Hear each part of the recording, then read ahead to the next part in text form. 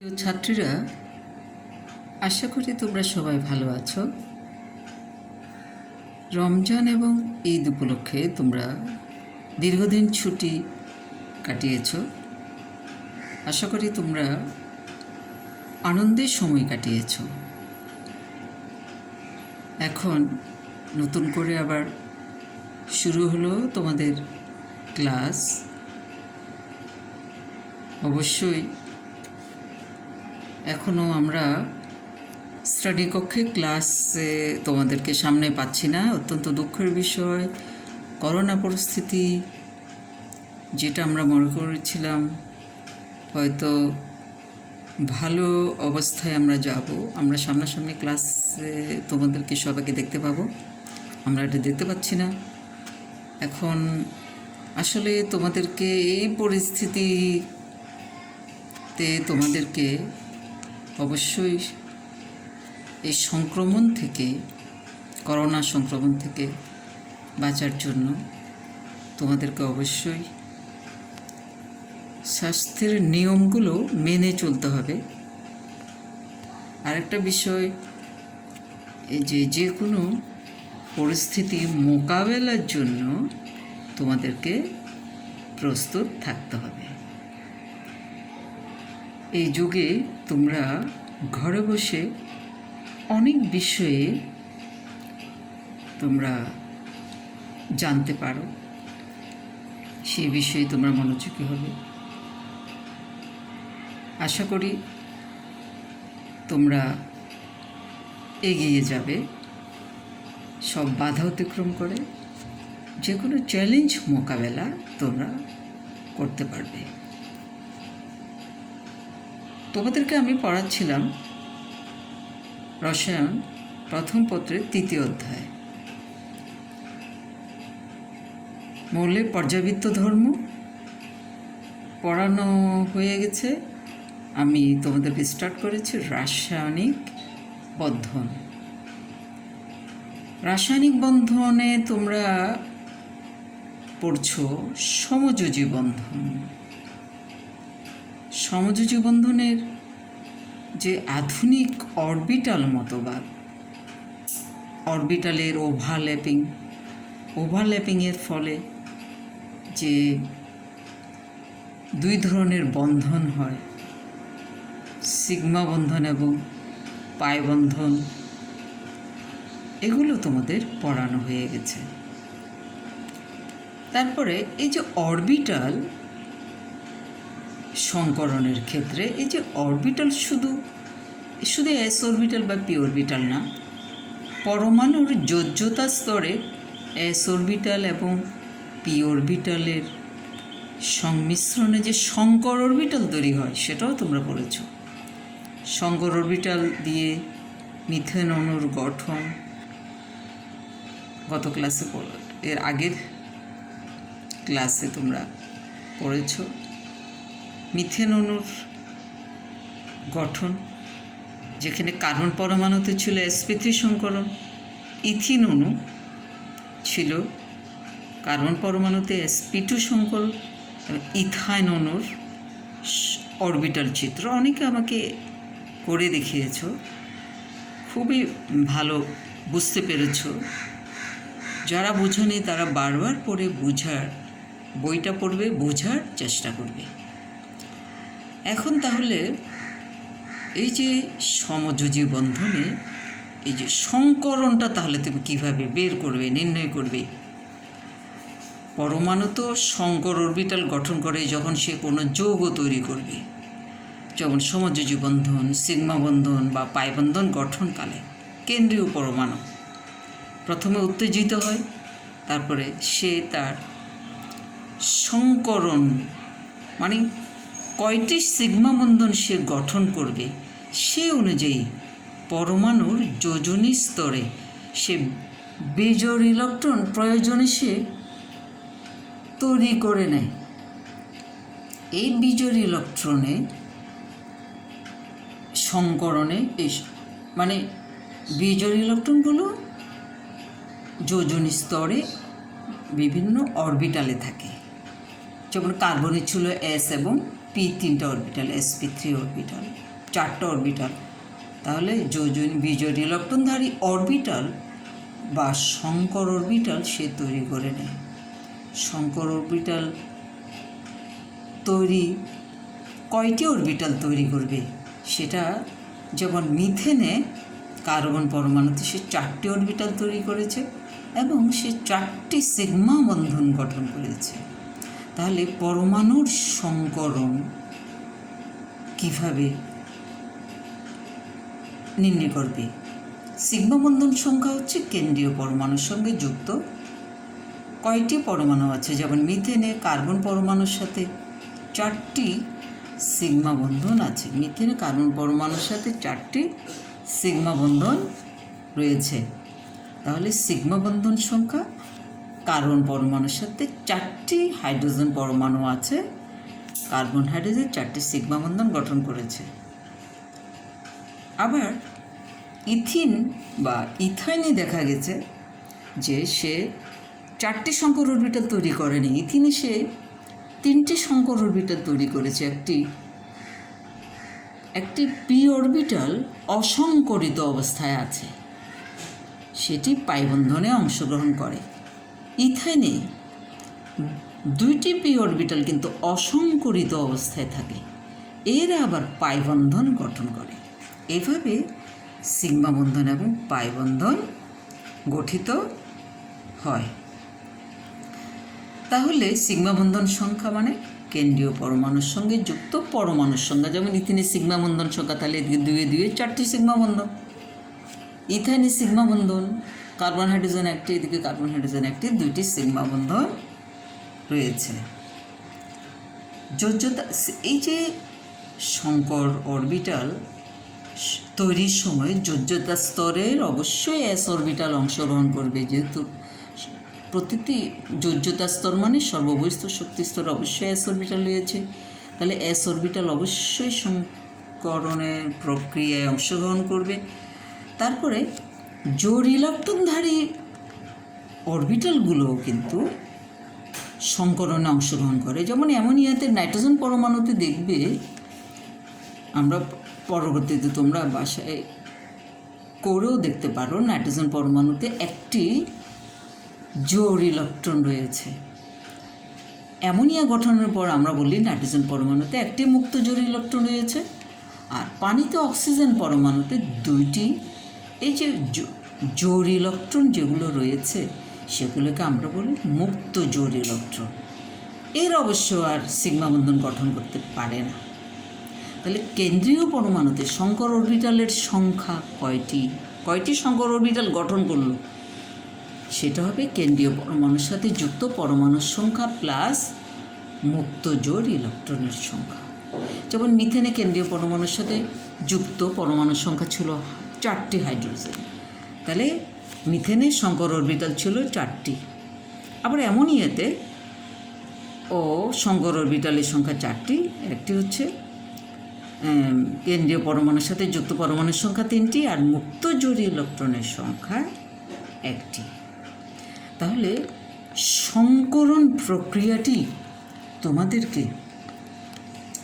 একটু ভালোভাবে জানা প্রয়োজন, যেহেতু তোমরা sp2 সংকরণ,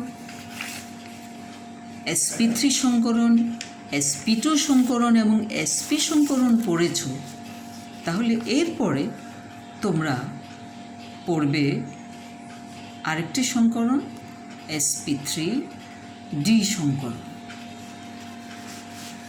sp3d সংকরণে দেখো, আমরা যদি সালফার পরমাণুতে দেখি sp3d সংকরণ ঘটেছে। সালফারে পরমাণুতে প্রথমে ইলেকট্রোবিন্যাস তোমরা করে নিবে। যোজ্যতা স্তরে 3s2 3p3 দেখা যাচ্ছে, 3d অরবিটালে কোনো ইলেকট্রন নাই। অনুরূপভাবে ফসফরাসের যোজ্যতা স্তরে স্বাভাবিক অবস্থায় কোনো ডি অরবিটালে কোনো ইলেকট্রন নাই, কিন্তু যখন সে যৌগ তৈরি করবে তখন সে উত্তেজিত হবে, শক্তি শোষণ করলে তখন আমরা বলি উত্তেজিত অবস্থায় সে তার প্রয়োজন মতো ইলেকট্রন নিয়ে নিবে। ইলেকট্রন সে প্রয়োজন মতো, যেমন 3s অরবিটালে 2টি ইলেকট্রন জোড়বদ্ধ অবস্থায় আছে, উত্তেজিত অবস্থায় কিন্তু ওখান থেকে একটি ইলেকট্রন সে 3d অরবিটালে দিয়ে সে 4টি বিজোড় ইলেকট্রন গঠন করে। তাহলে উত্তেজিত অবস্থায় 4টি বিজোড় ইলেকট্রন গঠন, 5টি বিজোড় ইলেকট্রন 5টি অরবিটালে, এখানে একটি, এখানে 3টি, 4টি, এখানে একটি, মোট 5টি বিজোড় ইলেকট্রন 5টা অরবিটাল, সে 5টি সংকর অরবিটাল তৈরি করে। এখানে যে সংকরণটা ঘটিত হয় সেটাকে বলে sp3d সংকরণ। সে 5টি সংকর অরবিটাল তৈরি করে, তাহলে সে 5টি সিগমা বন্ধন গঠন করবে।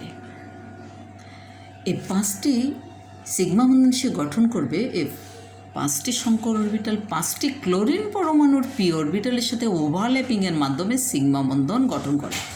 সিগমা বন্ধনগুলো শূন্যের মধ্যে ত্রিমাত্রিক স্থানাঙ্কে অবস্থান করে।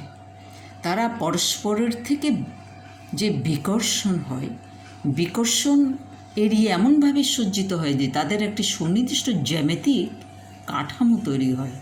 যেমন ফসফরাস পেন্টাক্লোরাইডের ফসফরাস পরমাণুর ত্রিমাত্রিক স্থানাঙ্কে 5টি ফসফরাস ক্লোরিন যে অরবিটাল তৈরি হয়, বন্ধন তৈরি হয় ফসফরাস পেন্টাক্লোরাইড অণুতে, সেই অণুটির আকৃতি হয় ট্রাইগোনাল বাইপিরামিড, অর্থাৎ ত্রিকোণীয় দ্বিপিরামিড আকার গঠন করে।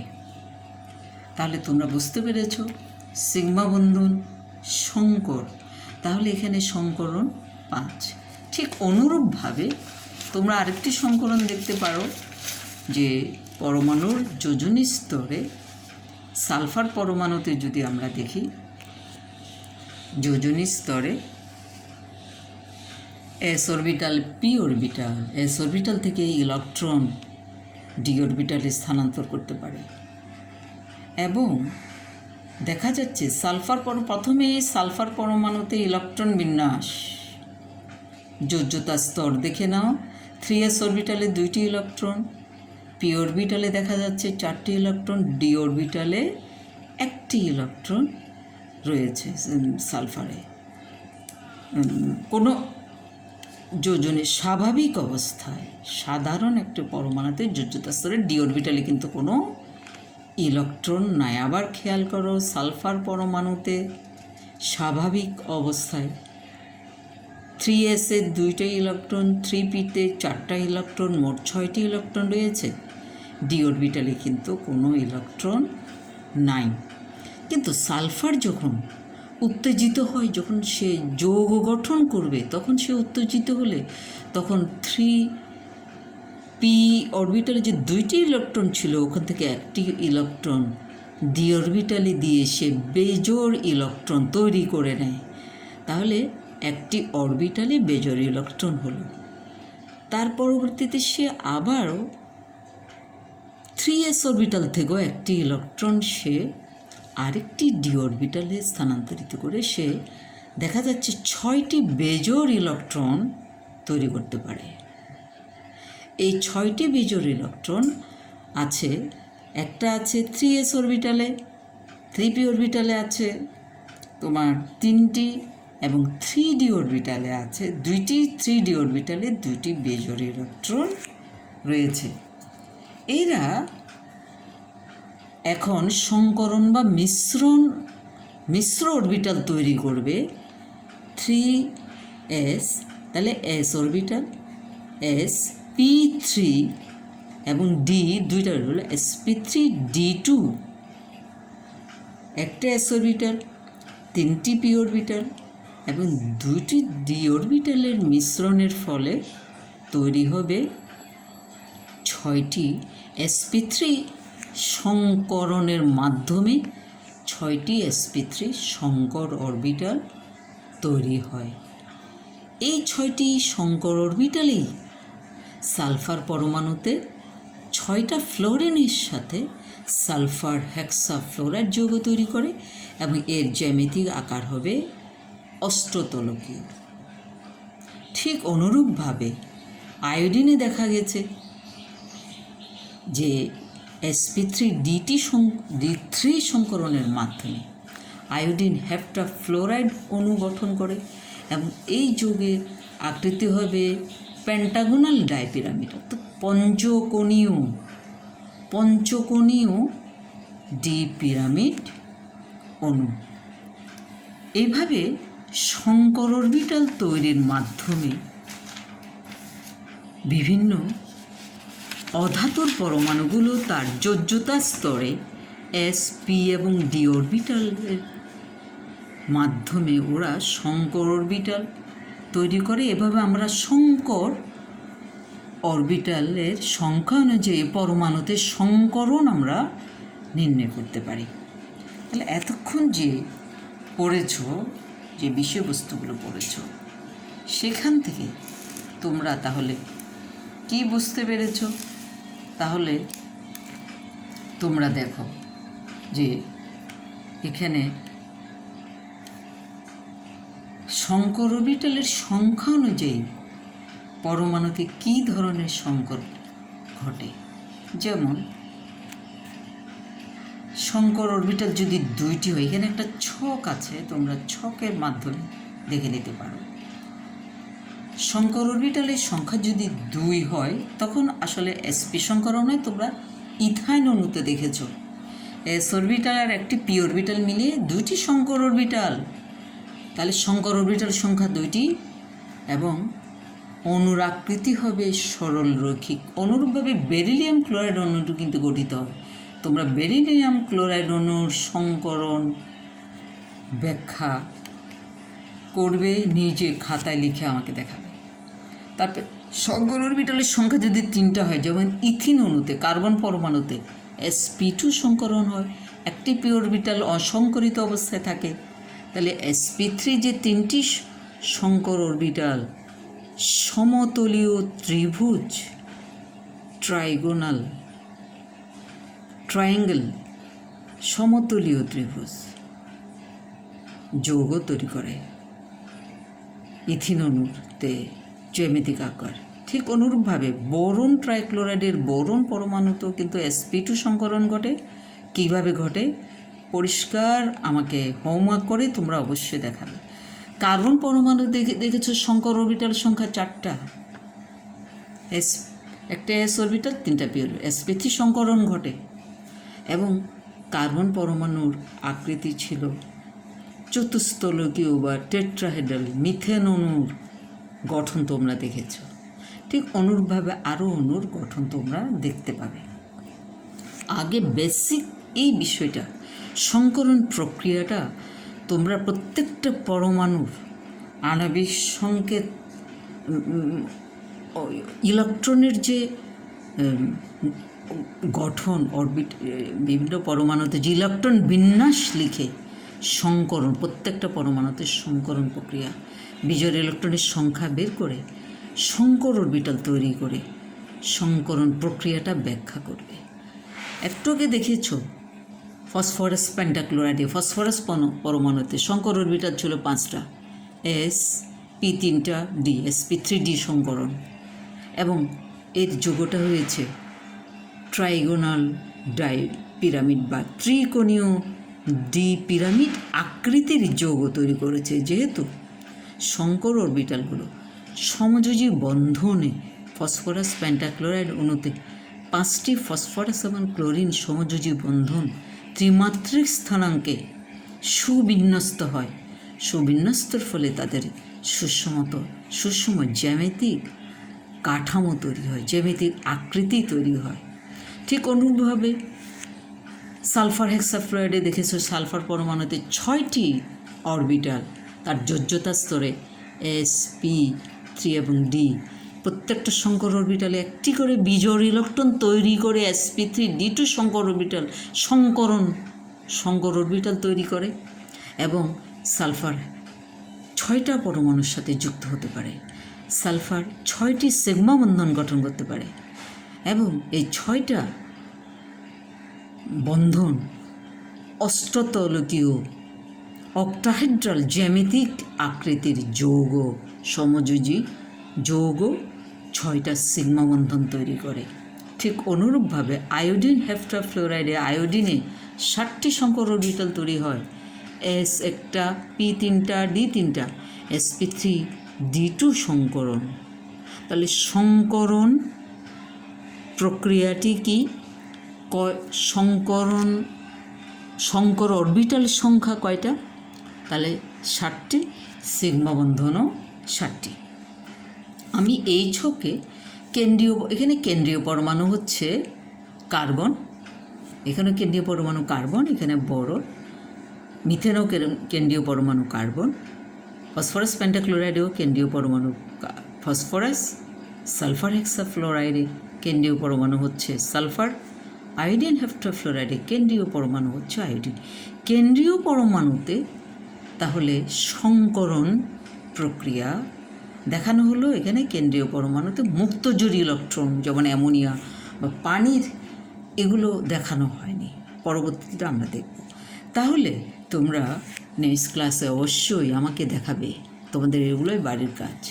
বেরিলিয়াম ক্লোরাইড, যে বোরন বেরিলিয়াম অণুতে কী প্রকারের সংকরণ ঘটে জ্যামিতিক আকৃতি সহ দেখাবে। বোরন টাইক্লোরাইড অণুতে বোরনের পরমাণুতে কী ধরনের সংকরণ ঘটে সুস্পষ্ট ব্যাখ্যা।